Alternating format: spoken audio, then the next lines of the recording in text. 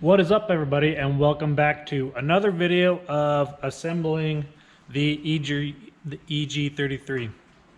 We are finally getting to where we can put the pistons in, and then we can get the short block done, and it'll be ready to slap the heads on. I'm still waiting for the head studs to come in, so I can't put the heads on yet, but I want to get the short block ready so that when they do come, I can throw the heads on, cams in and all that, and we can have a full engine.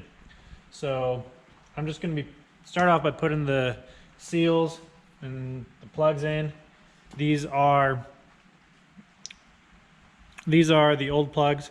I actually spent like 2 hours yesterday cleaning, getting all of the old thread sealant out of the threads, and it was a long process. I came down here thinking, all right, I'm gonna get to work, but ended up just cleaning all those plugs, and it took forever.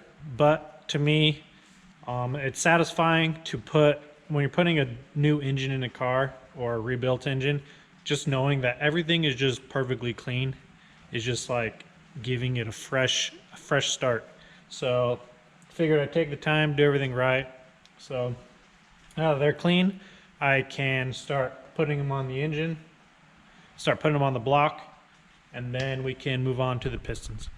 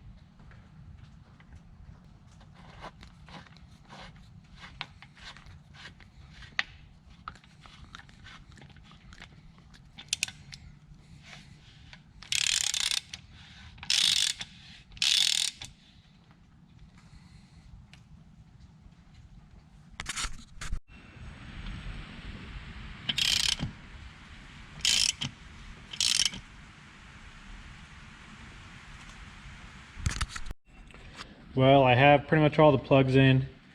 The only one that I have left is this oil passage plug, but I'm going to be adding another threaded plug. I don't know what you call this. This is for the oil center unit that goes to the gauge. I'm going to be adding another one here so that I can put in another oil pressure sensor that will be going to my ECU. So I just need to get another one of those, and then all that's left are these plugs, which go to the wrist pin holes, so I can't put those in until after the pistons are in. So I think the next step is to get the pistons thrown in. So here we are, ready to put the pistons in. As you can see, I already have number 5 and I actually have number 6 in. I went ahead and put those in off camera real fast. If you don't know how to do that, there are tons of videos on Subaru installs that you can watch, I decided to start recording with the middle pistons just because they are going to be different than the normal EJ install. I wasn't exactly sure how to do it, but I was thinking I was going to have to either 3D print or build some kind of tool that I can throw the wrist pin through here that'll reach all the way through to this one. But I think I'll be able to just reach my hand through cylinder 1 and be able to slide the wrist pin into the connecting rod and piston there. So I'm going to try that and see how it goes, and if not, then I'll have to build something that I can push it all the way from the front of the engine. So here we have 1 and 3 ready to go in. I have my rings all gapped correctly where I want them, and yeah, I just need to throw them on and install them. With these, it's pretty straightforward of an install. Here you have the ring lands. The bottom groove here is for your oil scraper rings, which are these. So all 3 of these go into that one groove. And then you have the middle or bottom ring. Then your top ring is this one. So throw those in, and then we can throw it into the cylinder.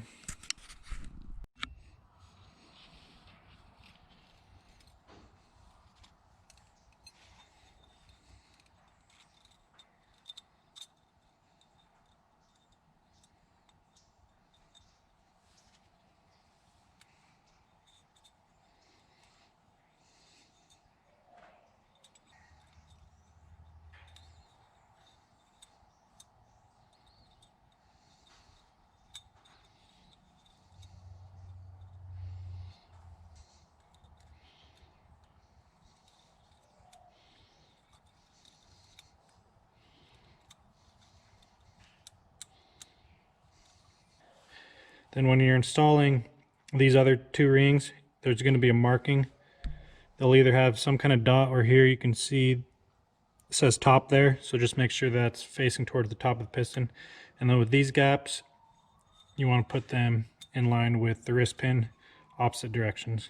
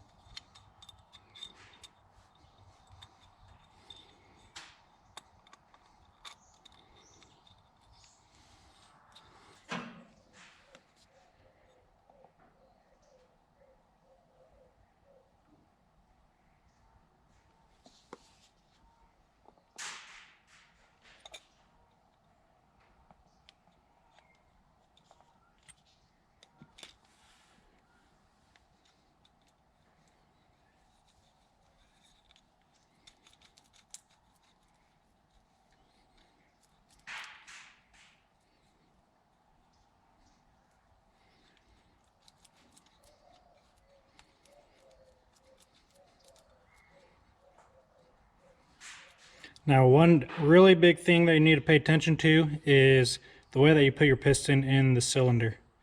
Here we have the 4 valves, and you need to know which ones are the intake and exhaust. Here I know that the intake valves are larger than the exhaust valves, so I know that this needs to be the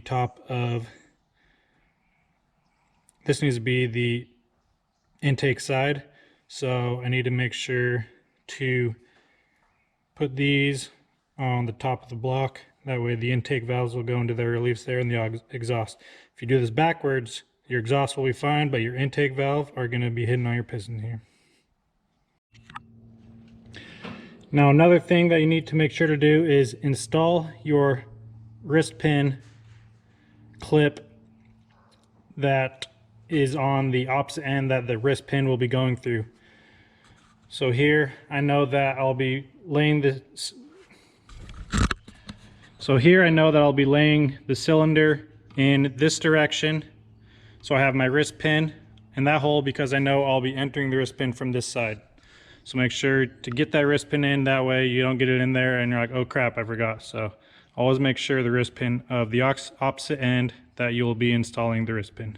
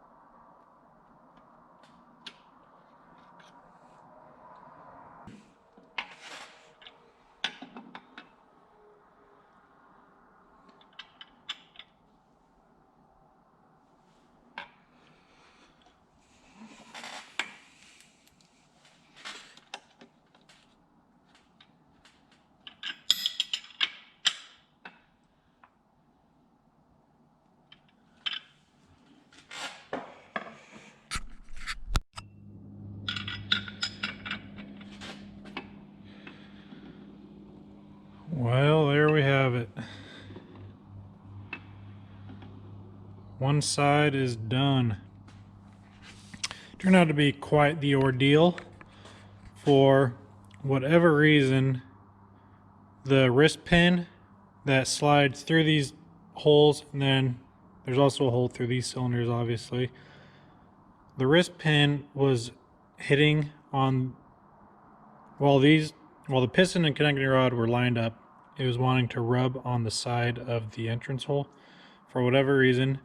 So I spent forever trying to figure out why these two weren't lining up, and took it out again, rechecked, wrist pin went through both of them easily, so I knew that the wrist pin fit.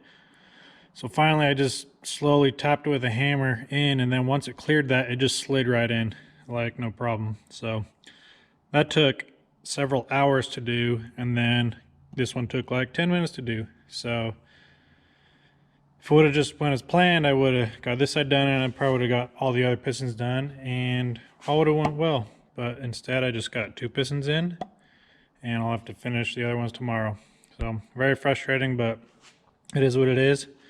So if you're going to be doing a 6-cylinder, you're going to want to have some pliers like this, because in order to get the wrist pin clip on this wrist pin, you're going to have to go through here. And as you can see, you're going to have like 6 to 8 inches of pliers. So not that big a deal. It's easy to do, but you just need longer pliers. And then other than that, it went fairly well. I used somewhere around here. So I used this socket, which is a 9mm socket, and I would slide the wrist pin onto there, and then I could use it to guide it all the way through. Because here, since it's tapered, the wrist pin would fit onto there, and it would stop there. So I was able to slide it in that way. So instead of buying the tool, you can just use an extension and a 9mm or whatever socket fits. So that was another thing that helped out. So I think I'm gonna whip out these other pistons off camera, just because you don't need to watch me do this over and over. And then we can throw it on the engine stand and get it ready for the heads.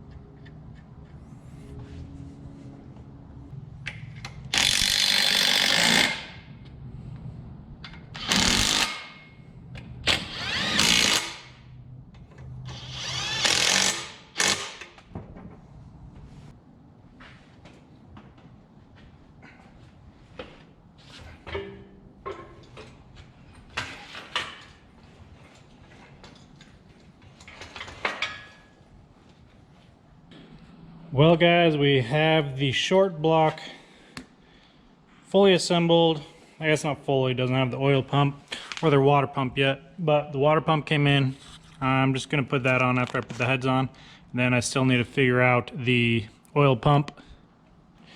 And unfortunately, I can't put the heads on until my head studs and gaskets come in, and I'm still waiting on those. Hopefully they come in soon. I'm gonna have to contact the company and see if they have a time frame, because I want to get these heads on. But until then, it's just a waiting game, I guess. There's some stuff that I can do on the car over here that I've just been kind of putting off because I knew I didn't have parts, but we're getting closer, so I want to get it to where when the engine is done, I can throw it in and start putting it together instead of doing all the stuff I should have got done. So I'll be getting that done while I'm waiting for parts. So it's really just a waiting game at this point. This is where I'm gonna end this one, guys. I'm glad I finally got that short block all put together. Feels good to have that out of my mind. And then, yeah, like I said, we'll just wait for the head studs to come in so that I can slap the heads on and then start really putting that engine together. And then we can put it in the car. So I guess I'll just have to keep myself busy on the car until the rest of the engine parts come in. I hate being held up by parts, just because it's out of my hands. You're waiting for a shipping company or a company to ship your parts, and it's just really frustrating. I'm sure all of you guys understand that. So we'll just have to wait. I'm sorry, I wish I could get this done sooner, but I don't think COVID's really helping me. So I'll just keep myself busy with the car. Still have lots to do on the Lodestar. More videos coming for that as well. So if you haven't yet subscribed, that helps me out a lot, and I appreciate all you guys, and I'll catch you guys on the next one. Peace.